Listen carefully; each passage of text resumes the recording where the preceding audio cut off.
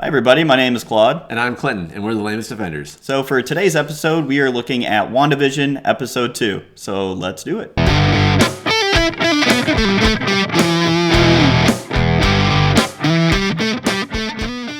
Hi, Thanos. We're the lamest offenders. I don't even know who you are. We have a small but dedicated fan base.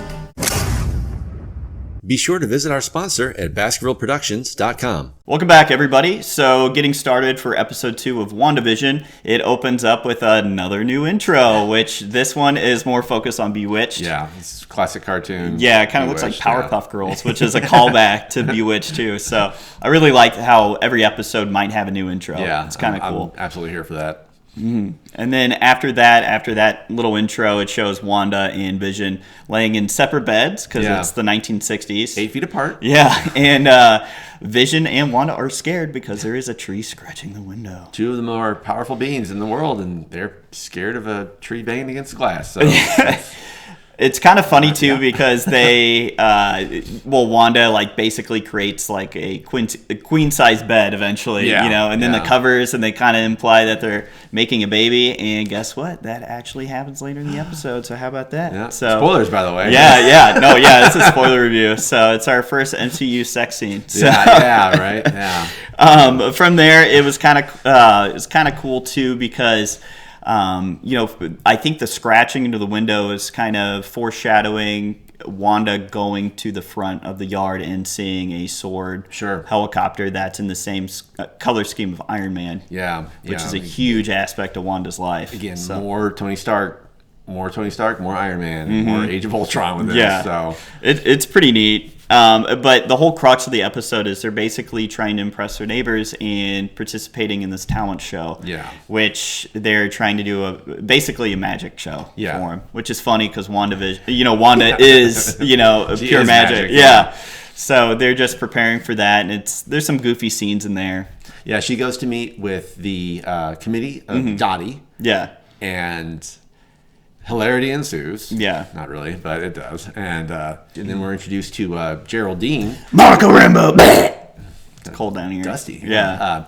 But she has no idea. She is stumbled too. She's asked who she is. She's like, I'm Geraldine. So he just completely off the cuff almost. Which I think this is, I'm just going to say right here. If I'm right, then, we should get another 10,000 subscribers. But I think Monica Rambeau. Another? Yeah. Well, all right. Let's pump her brakes on that. I think she's working for S.W.O.R.D. because she's a big S.W.O.R.D. agent in the comics. But anyway. So then we're Dottie's chose Wanda to clean up the dishes after their little committee meeting, and it's her privilege. Then the radio pipes through with, again, it's Agent Wu from Ant-Man and the Wasp. Yeah, thank you. Yeah, Agent Wu, and he's saying Wanda, are you okay? Who's doing this to you? Again, kind of breaking that wall. I'm assuming she's erected for herself. Yeah. This is a world she has built for herself. And I think these people aren't figments of her imagination. They're actually real people that are trapped in this reality she's created, this bubble. Either by her or by someone else. But someone's created this reality. So we're just not sure who yet. Right. And then from there, it's Vision's, because they separate in the first part of the episode where they eventually just do their own little side quests. Vision wants to go to a neighborhood watch meeting to get to the bottom of that tree. What's going on with that? So he joins this members-only neighborhood watch meeting, which that's just beyond shady. Yeah. He blatantly just calls a guy a communist too. He's like, "Well, Norm's a communist." You're like, okay, 1950s style. You get throwing around these McCarthy era. You better watch it, Mr. Robot. But and then shortly after that, he's offered a piece of Big Red.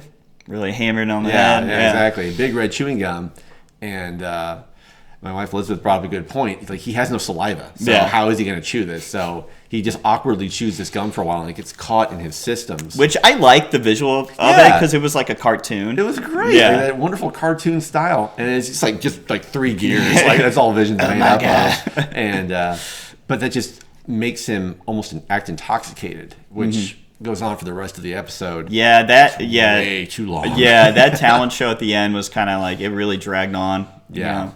And it was the easiest way to defeat Vision. Just give him gum. Yeah, he's got Who knew? IBS. Yeah. A guy can't chew or swallow gum. It kills him. He can't walk.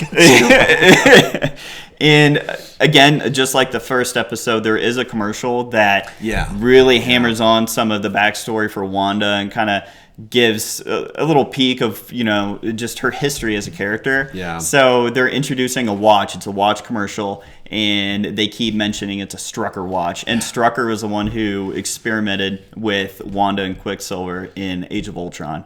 Yeah, what did he say? Two things you only need for accessories are your best girl and a Strucker watch. Yeah. And then did it say for the children at the end of it? It might have. I don't remember. Yeah, it said that was repeated throughout the episode. It was for the children, almost in unison, like a chant. Like, it was so bizarre. And they had the Hydra logo. Yeah, the Hydra logo on the watch and everything. Yeah, it was like Hydra 1,000 meters or something like that. Yeah. Like, all right. So, there we go. but yeah, for the children was brought up a lot, and after almost every act in the talent show, Dottie would say "for the children," and they would go "for the children." Almost like it was just weird. It was very weird, So but bizarre. that's again foreshadowing because later towards the end of the episode, boom, Wanda has a kid. Yeah, So Yeah. interesting. So I told you that sex scene, boom, robot impregnated. and then after the magic act, eventually Wanda gets the gum out of Vision, and he's fine. Yeah, he's cured. Yeah.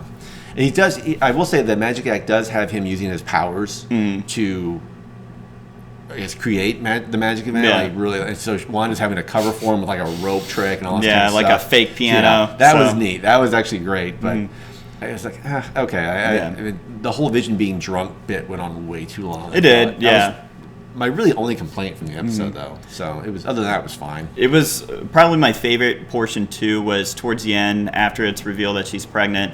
Is whenever you see the beekeeper. Yes. Yeah, just come out of nowhere, and you have no idea who it is. With the sword logo on it on the back. Yeah, too. so what's Yeah. going on with that? Is that the person Yeah. that's causing all this ruckus? Yeah, So, and before that, Vision says, or Wanda says, as she becomes all of a sudden immediate pregnant, she goes, "Vision, is this really happening?" And then that really holds on that scene, and he goes, "Yes, it is. Yeah, it's something, really happening. yeah. Trust me, don't look into it." Yeah. And then after the beekeeper. She rewinds time back to the Vision. Is this really happening? so she's manipulating at the yeah. same time too, which is kind of cool. Yeah. And then the episode just ends with Wanda just turning everything back to Everything's back color. to color. So Yep. I think the next episode is supposed to be set in the 70s. So 60s, 70s maybe. I think with Brady Bunch, that kind of style. Yeah. So maybe that 70s show too. That could be kind that of would cool. be amazing. So I generally think this episode is a lot better than the first one. Even though that magic talent show did kind of last for a little bit, it's still, you get a little bit more plot development finally with this. So I would say I would give this probably, let's do an 8.3. Okay. We're going with points now. All right. I'm going to stick with a 7. They had that review score for the first episode. It's like chapter 1. Like episode 1 was basically a prologue. This one's a chapter 1 of a book. So Yeah. I'm going to let it kind of build. We're still being introduced to the characters. Agnes was still great in this episode. Always. So I'm kind of curious to see her progression through the series as well. But it's good.